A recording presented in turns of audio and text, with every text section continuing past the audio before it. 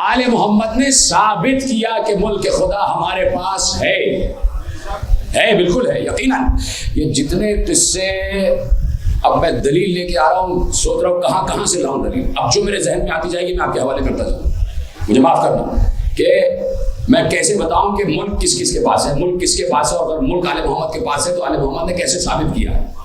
اب میں سوچ رہا ہوں کون سی دلیل آپ کے حوالے کروں۔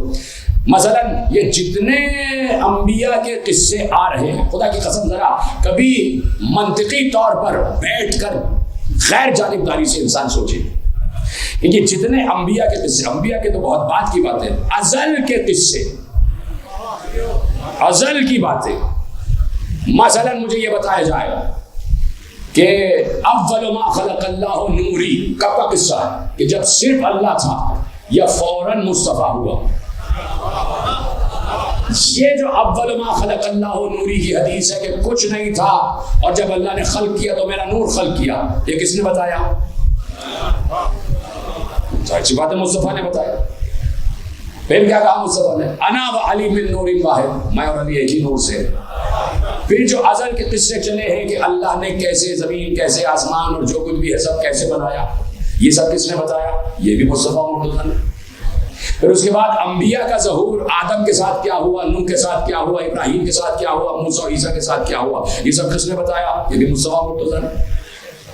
تو اگر کوئی آپ کی نگاہ میں ملک کا مالک ہو سکتا تھا تو اس کی زبان سے یہ قصے کیوں نہیں ادا ہو پائے؟ سیدھی سی بات کی ہے نا میں نے، ازل سے لے کے انبیاء تک اور انبیاء سے لے کے عیسیٰ تک کے جتنے قصے ہیں یہ سب اللہ کا ملک ہے، اور اس ملک کی باتیں مالک الملک نے بتائی ہیں، چاہے وہ مصطفیٰ ہو چاہے مرتضیٰ ہو۔ تو اب جتنے قصے چلے آ رہے ہیں، دیکھیے میں آپ کو متوجہ کرتا ہوں ایک جانب کہ اب ازل کا قصہ تو شروع ہو رہا ہے نا، میں چاہتا ہوں کہ علی جو اس دنیا میں ازل لے کر آئے ہیں، جو علی کا ازل ہے اس دنیا میں، جب علی اس دنیا میں آئے تو ایک روایت ہے نا، اور وہ روایت میں بعد میں پڑھوں گا، جملہ بعد میں کروں گا۔ یہ بھی علی نے بتایا، کسی نے پوچھا کہ قصے ہیں قرآن میں کہ بچے بولے، چھوٹے چھوٹے، کون کون سے بچے بولے؟ علی نے کہا عیسیٰ کے بارے میں بولے، یہ بچہ کے بارے میں بولے۔ قرآن نے یہ چیزیں رکھی ہیں کہ نہیں رکھی؟ ذرا کبھی سوچنا قرآن نے یہ چیزیں رکھی کیوں ہیں؟ مثلا کون ہم سے قبر میں سوال پوچھ رہا ہے کہ وہ عیسیٰ کا کہوانے والا قصہ بتاؤ؟ کون ہم سے قبر میں سوال پوچھ رہا ہے کہ کتنے بچے قبر میں بولے، کتنے بچے جھولے میں بولے، یہ بتاؤ؟ کوئی بھی نہیں پوچھ رہا۔ تو قرآن میں قصے رکھے کیوں ہیں؟ صرف اس کی بات بتاؤ۔ کہا کہ عیسیٰ کہوانے میں بولے، ایک دن کے تھے، ایک لمحے کے تھے، بولے۔ اور کون سا بچہ بولا؟ کہا جس نے یوسف کی بے گناہی کی گواہی دی، وہ بچہ بھی بولا۔ اور کون سا بچہ بولا؟ کہ ایک قوم گزری تھی، علی بتا رہے، علی کے علاوہ کسی نے نہیں بتایا، ایک قوم گزری تھی جنہیں اصحاب اخدود کہا جاتا تھا، خندق والے اصحاب اخدود کا وہ کیا قصہ ہے مولانا؟ کا قصہ یہ ہے کہ ایک بادشاہ تھا جس کی سلطنت بہت وسیع تھی اور بہت طویل تھی، اور اس کی سلطنت طویل اس لیے ہوئی کہ اس نے ایک جادوگر کا سہارا لیا ہوا تھا۔ جادوگر اس جادو سے اس کی سلطنت کو طویل کیے جا رہا تھا اور اس کا اقتدار بہت طول پکڑ رہا تھا۔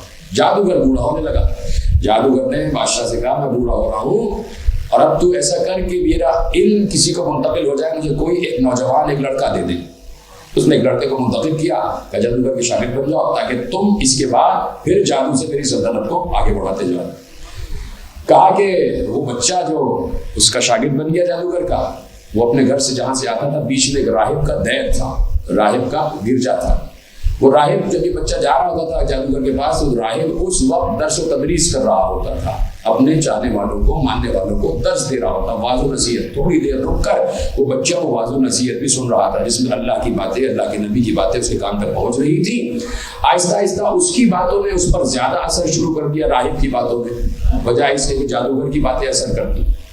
یہاں سے بہت دیر ہو جاتی، جادوگر کے پاس پہنچتا، جادوگر غصہ کرتا کہ تم دیر سے آئے، ادھر سے اس کو مار کھانی پڑتی، گھر واپس دیر سے جاتا، گھر والے مار کھاتے۔ ایسے میں اس نے راہب سے کہا کہ میں بڑی عجیب مصیبت میں گرفتار ہو گیا ہوں، ادھر جاتا ہوں تو وہاں پہ بات سننی پڑتی، ادھر جاتا ہوں تو وہاں پہ بات سننی پڑتی۔ کہا دیکھو قصہ بدل دو، جادوگر کے پاس جاؤ تو کہنا گھر میں دیر ہو گئی، گھر میں دیر سے جاؤ تو کہنا جادوگر کے پاس دیر ہو گئی، مگر تم قصے سنتے جاؤ، تم میری باتیں سنتے جاؤ۔ ہوتے ہوتے اس میں ایک روحانی کیفیت پیدا ہو گئی، اس بچے بڑا روحانی ہو گیا، اور مسئلہ یہ ہوا کہ جا رہا تھا ایک دن کسی راستے سے چلتا ہوا، اس نے دیکھا ایک خونخوار کتا ہے جو کسی کو کاٹنے کے لیے دوڑ رہا ہے اور وہ اس سے بچنے کی کوشش کر رہا ہے۔ اس لڑکے نے اس کتے کو اشارہ کیا کہ دور ہٹ جائے، اس کو چھوڑ دے۔ کتے نے اس کی طرف دیکھا، گردن جھکائی، واپس چلا گیا۔ علی بتا رہے ہیں کہ اتنا اس کی زبان میں اثر آ گیا۔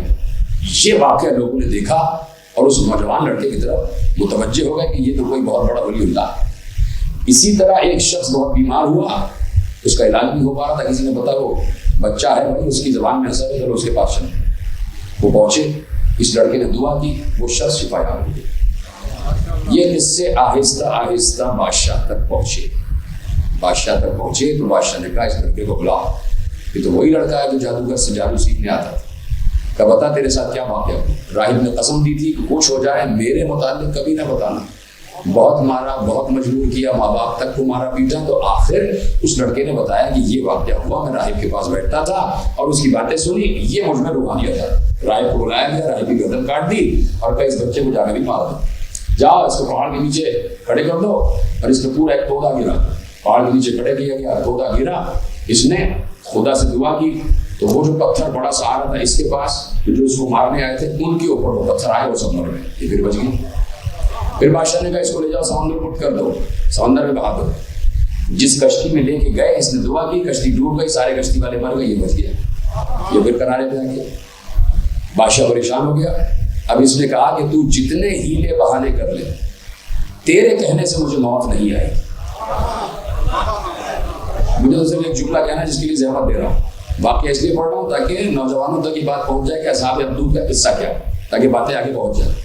اس نے کہا دیکھ تیرے کہنے سے مجھے موت نہیں آئی، ہاں اگر تو مجھے مارنا چاہتا ہے تو میں خود کہتا ہوں، میں کھڑا ہو جاتا ہوں ایک جانب اور تو ایک تیر مار، اور اس تیر کو میں اجازت دوں گا، وہ خود میرے پاس آئے گا، مجھے لگے گا اور میں مر جاؤں گا، جب تک میں خود نہیں چاہوں گا، جب تک میں خود نہیں چاہوں گا۔ تیر چلا، وہ تیر اس کی آنکھ پہ لگا، وہ لڑکا وہیں مر گیا اور اس نے اسی پر موت کو قبول کر لیا۔ جاتے جاتے اس نے پوری قوم کو ایک پیغام دیا۔ جتنے لوگ کھڑے ہوئے یہ منظر دیکھ رہے تھے اور اس سے پہلے سب سمجھ گئے کہ یہی لڑکا حق پر تھا اور اس کا مذہب بھی حق پر ہے۔ سب نے وہیں کھڑے کھڑے اس راہب کے مذہب کو قبول کر لیا، جو بادشاہ کا اب تک رعایا تھی، اس سب نے اس راہب کے مذہب کو قبول کر لیا۔ اور ایسے میں پوری کایا پلٹ گئی، پاسا پلٹ گیا۔ ایک لڑکے نے جان دے کر مذہب حقہ کو منوا لیا۔ بادشاہ نے کہا کہ ان سب کو قتل کرو، دیکھو ایک خندق روشن کرو اور اس میں آگ جلواؤ، جو اس پر یقین رکھتا ہے اس کو آگ میں پھینکتے چلے جاؤ۔ تو زبردستی پھینکنے کے لیے سپاہی آگے بڑھے، تو جو حق والے تھے انہوں نے کہا ہمیں تمہاری ضرورت نہیں ہے، ہم خود جا کے آگ میں کود رہے۔ سب آگ میں کودنے لگے، سب آگ میں کودنے لگے۔ ایک عورت تھی جس کی گود میں ایک 2 دن کا شیرخوار بچہ تھا۔ وہ عورت اپنے بچے کو لے کر جب آگ کے قریب گئی تو رک گئی کہ میرے ساتھ میرا بچہ بھی ہے۔ تو علی کہتے ہیں اس وقت وہ بچہ بھی بولا کہ ماں جب ہم یقین پر ہیں تو پھر خوف کس بات کا، لگا دو چھلانگ آگ میں۔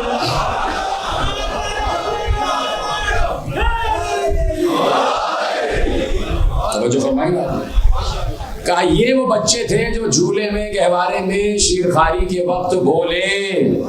میں نے یہی تو کہا یہ قصے قرآن میں رکھے کیوں ہیں؟ کون ہم سے منکر نکیر پوچھ رہا ہے؟ کون سا ہمیں حشر میں پوچھا جا رہا ہے کہ کون سے بچے بولے؟ جواب دو، یاد کرو۔ جو سوالات یاد کرنے کے ہیں وہی یاد نہیں ہو رہے تو یہ کیسے یاد ہو جائیں گے؟ کہا یہ تھوڑی ہے کہ اس لیے رکھ دیا کہ یاد کرو، قبر میں پوچھا جائے گا، قبر میں پوچھا ہی نہیں جائے گا، پھر رکھا کس لیے ہے؟ کہا رکھا اس لیے ہے، اب میں بتا رہا ہوں کس لیے رکھا ہے۔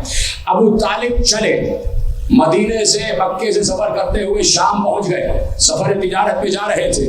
ایسے میں ایک راہب کی نگاہ ابو طالب پر پڑی۔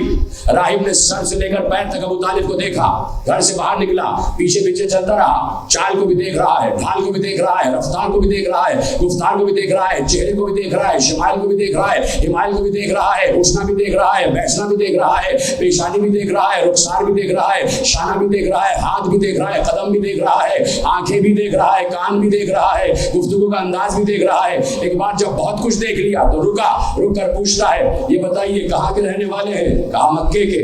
کہا مکے میں کس جگہ کے؟ کہا جہاں پر مختار کعبہ مختار مکہ رہتے ہیں. اچھا یہ بتائیے آپ عبداللہ ہیں؟ سلامت رہے, آپ عبداللہ ہیں؟ کہا نہیں, عبداللہ میرے بڑے بھائی تھے, انتقال فرما گئے. اچھا اگر آپ عبداللہ نہیں ہیں تو عمران تو ضرور ہے.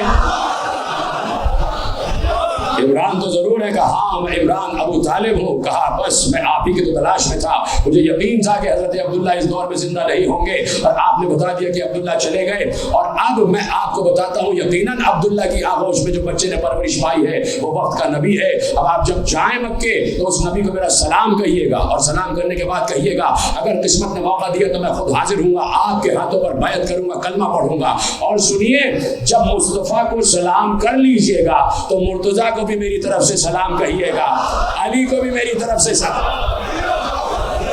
علی کو بھی سلام کہیے گا, علی کو بھی میری طرف سے سلام کہیے گا, مرتضیٰ کو, اس کے وسیع کو بھی سلام کہیے گا. ابو طالب خاموش ہو گئے. کہا اس نام کا ابھی بیٹا تو آیا ہی نہیں, میری گود میں تو بیٹا ابھی آیا ہی نہیں. کہا آئے گا, اور جب آ جائے تو اس کو میرا سلام کہیے گا.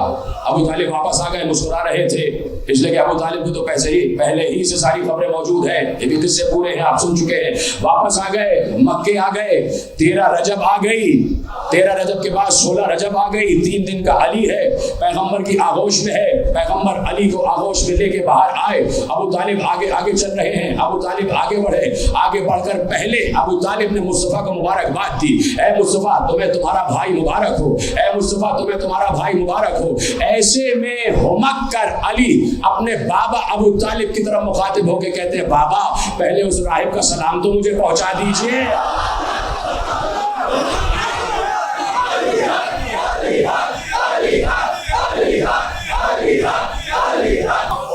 آپ نے کہ اس لیے رکھ دیے ہیں قصے کہ اگر اس روایت پر علی کی کسی کو یقین نہ آئے تو پوچھنا عیسیٰ کیسے بولے, یوسف والا بچہ کیسے بولا, اخدود والا بچہ تو کوئی صاحب مرتبہ بچہ نہیں تھا, ایک چھوٹی سی آغوش میں, ایک معمولی سی آغوش میں 2 دن کا بچہ تھا, وہ کیسے بولا.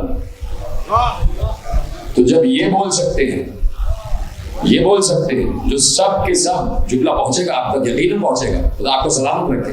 جب یہ بول سکتے ہیں جو سب کے سب ابن تراب ہیں, تو ابو تراب کیوں نہیں بول سکتا.